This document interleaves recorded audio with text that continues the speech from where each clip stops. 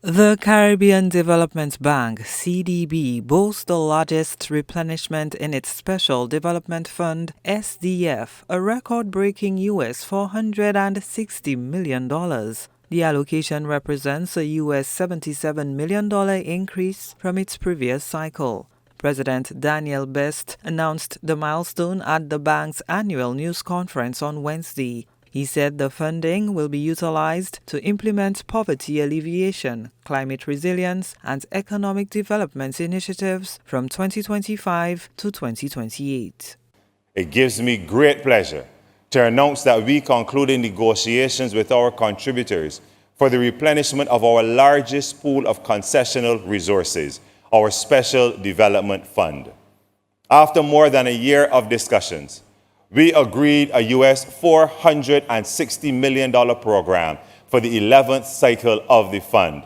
This historic $460 million program comprises grants and concessional loans that will see the bank play an even greater role in addressing poverty alleviation and human development across our borrowing member countries. This 11th cycle covers the period from 2025 to 2028. Director of Economics Ian Durant's presentation touched on the regional economic performance and prospects. The bank forecasts that regional growth is expected to remain moderate in 2025, with countries expected to expand by almost 3% over this year.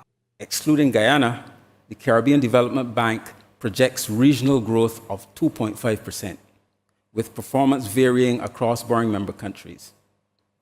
Guyana's expansion is expected to slow to 11.9%, following its rapid growth in oil production in 2024. Nevertheless, the country's performance will remain a key contributor to the region's economic growth. Hence, including all 19 borrowing member countries, the region is forecasted to grow by 4.6%. Among other commodity exporters, growth is expected to gain momentum as they continue to recover, while service exporting economies are projected to expand by 2.2%.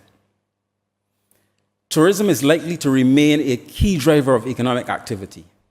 Construction, supported by public and private investments, is also anticipated to contribute positively to near-term economic performance.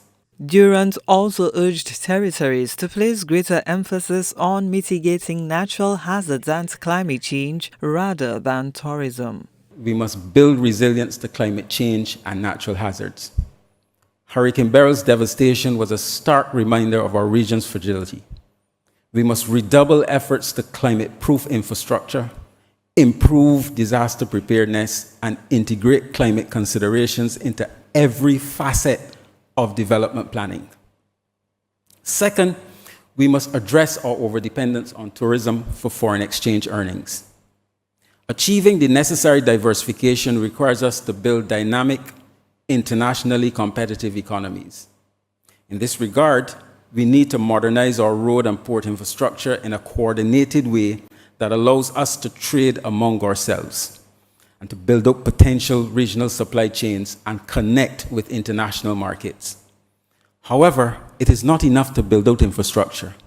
We also need to modernize and digitalize the regulatory and support systems to reduce the cost of navigating these business processes. Moving forward, the CDB's vision will rest on three main pillars: innovate, transform, and thrive.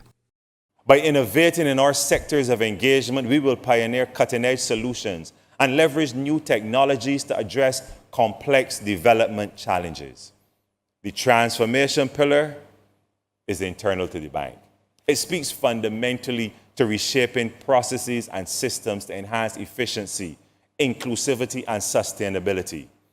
And by thinking differently about how we approach development problems, by relooking how we organize ourselves to deliver, we are able to contribute to a thriving region.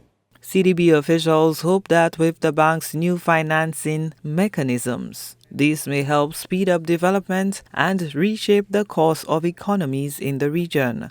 The bank will continue working to reduce poverty and transform lives through sustainable, resilient, and inclusive development. Gina Filippi, HDS News Force.